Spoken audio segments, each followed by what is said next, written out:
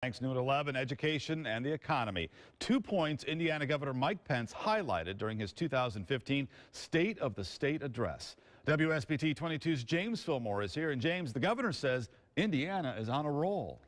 He says unemployment is down to 5.7%, Rick, and 100,000 private sector jobs were added in the past 2 years. The governor talked energy efficiency, calling Indiana a pro-coal state. He also spent some time recognizing the men and women from Indiana who serve our country in the military.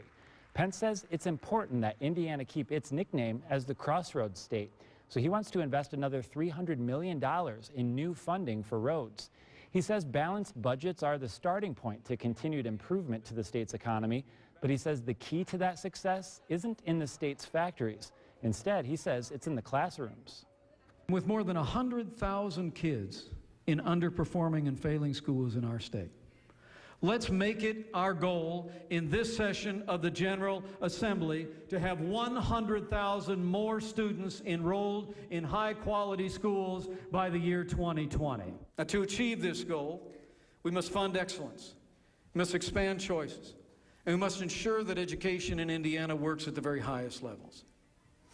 That's why I propose more state dollars for K-12 education than ever before, increasing tuition support by $200 million over the next 2 years alone.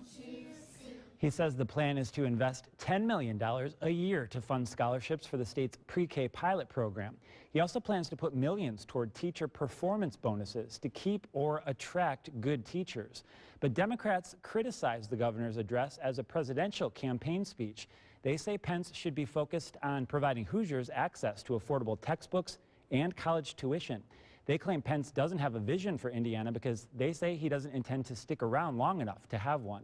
In the studio, James Fillmore, WSBT 22 News.